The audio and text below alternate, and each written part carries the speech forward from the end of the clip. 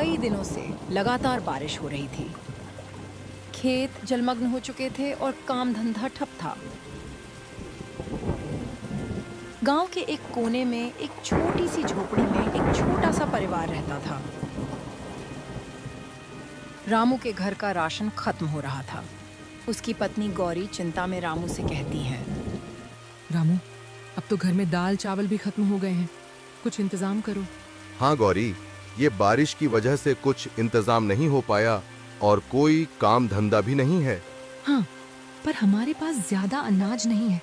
ठीक है, मैं जाता हूँ और कुछ लेके आता हूँ।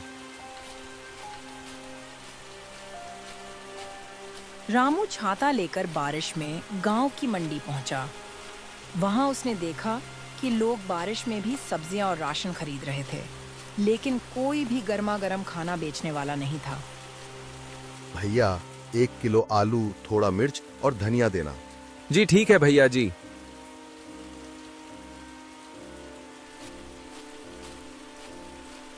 रामू सब्जी खरीदकर घर वापस चला आया।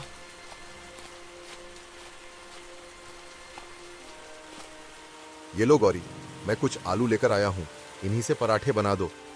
हाँ, आप बैठिए, मैं जल्दी से पराठे बना देती हूँ। गौरी ने जल्दी से पराठे बना दिए। रामू और बबलू ने स्वाद से पराठे खाए। गौरी, क्यों न मैं पराठे का ठेला लगाऊं? सब्जी वाले तो बैठे हैं, लेकिन गरम गरम खाने का ठेला नहीं है। पराठा? ये अच्छा विचार है। लोग बारिश में गर्मा गर्म पराठा जरूर खाएंगे। अगले ही दिन रामू ठेला लगाने के लिए घर से निकल जाता है और दोनों सब्जी वालों के बीच में अपना ठेला लगाता है।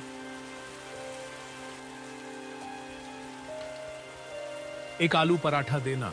बारिश में आलू पराठा मिल जाए तो मजा आ जाएगा। जी साहब, अभी देता हूँ गरम गरम आलू का पराठा। और धीरे धीरे रामू के ठेले पर भीड़ लग जाती है और उसका सारा माल जल्दी खत्म हो जाता है। लेकिन बगल वाले सब्जी वाले रामू से जलने लगे थे। उन्हें लगने लगा कि रामू का ठेला चलते चलते उनका धंधा चौपट कर देगा। रामू जल्दी जल्दी अपना सामान बेचकर घर लौट आता है। उधर दूसरी तरफ दोनों सब्जी वाले रामू की बातें कर रहे होते हैं। देखा तुमने, रामू का ठेला तो पहले ही दिन से चल पड़ा। लोग बिना सोचे समझे उसी के पास चले जाते हैं। हाँ भाई, कल तो इतनी भीड़ लगी थी कि हमारे पास ग्राहक ही कम हो गए। ऐसे ही चलता रहा तो रामू हमसे आगे निकल जाएगा। तो फिर करना क्या है?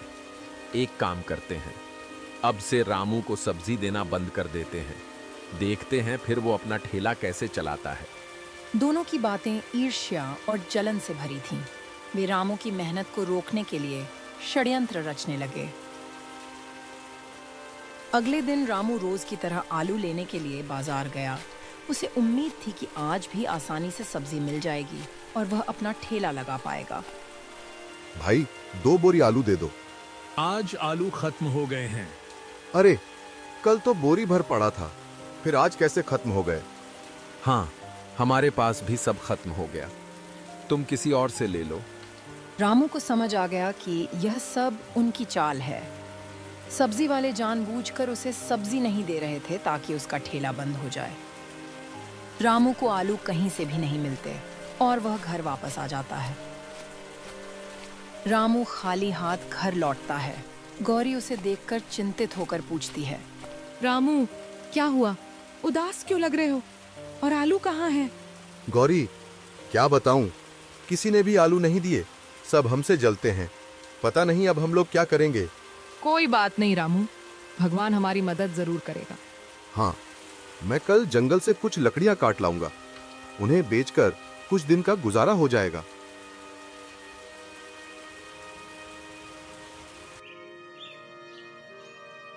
अगले दिन बारिश रुक जाती है और रामू सुबह सुबह कुल्हाड़ी लेकर जंगल की ओर निकल जाता है। रामू जंगल में लकड़ियां काटना शुरू करता है।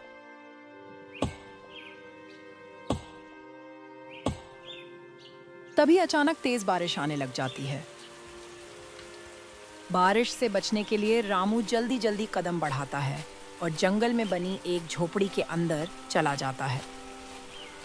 रामू बारिश रुकने का इंतजार करता रहा, लेकिन बारिश थमने का नाम ही नहीं ले रही थी। धीरे धीरे उसकी भूख भी बढ़ने लगी। भूख से बेचैन होकर वह जंगल में खाने के लिए कुछ ढूंढने निकल पड़ा। थोड़ी दूर चलते ही उसे आलू जैसे पौधे दिखाई दिए। अरे, ये तो आलू लग रहे हैं। रामू ने जल्दी से उन पौधों को उखाड़ लिया और अपनी झोपड़ी में ले आया।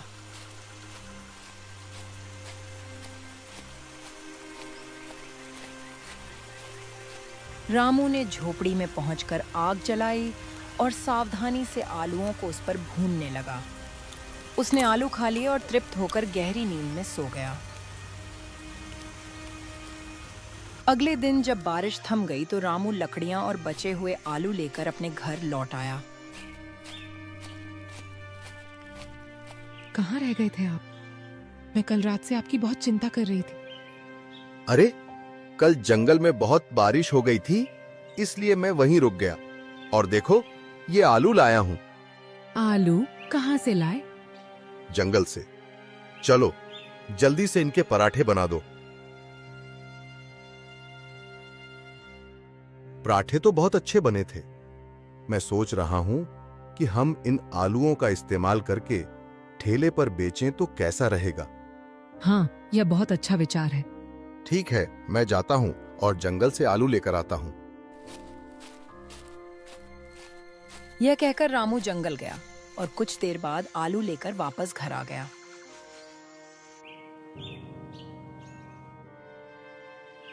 अगले दिन रामू ने उत्साह के साथ पराठों का ठेला फिर से शुरू कर दिया। अरे भाई रामू, ये पराठे तो पहले से भी ज्यादा स्वादिष्ट हैं।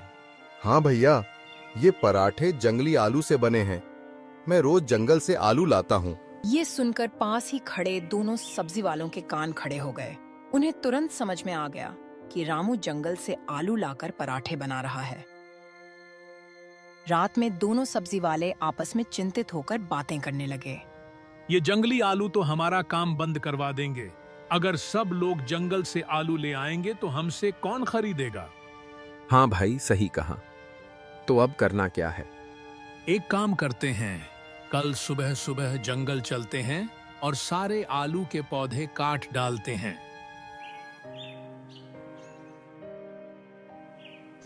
अगली सुबह दोनों सब्जी वाले जल्दी जल्दी जंगल में आलू ढूंढने निकल पड़े।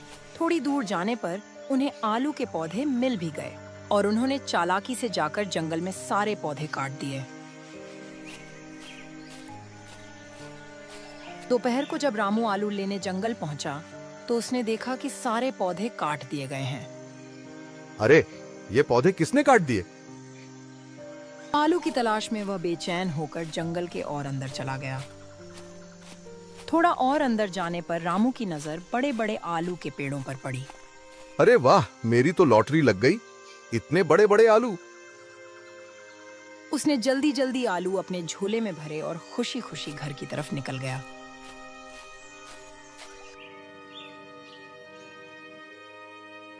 रामू की दुकान खुली देखकर सब्जी वाले हैरान हो गए और आपस में सोचने लगे।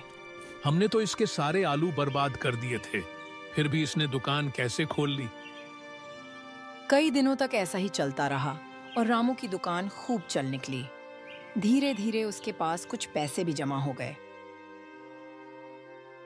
गौरी, अब हमारे पास थोड़े पैसे जमा हो गए हैं। मैं सोच रहा हूँ कि एक छोटा सा खेत खरीद लूं। हाँ, आप बिल्कुल ठीक कह रहे हो।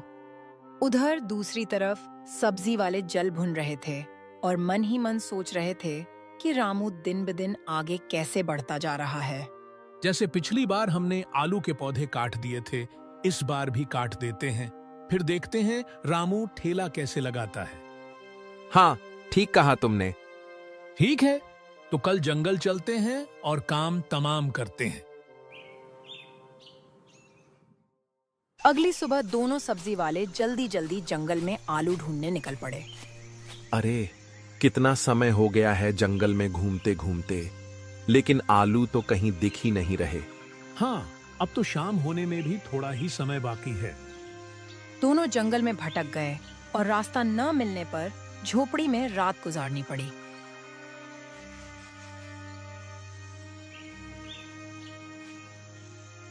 अगले दिन जब एक गांव वाला वहां से गुजर रहा था तो उसने उन्हें देखा और गांव वापस जाने का रास्ता बता दिया।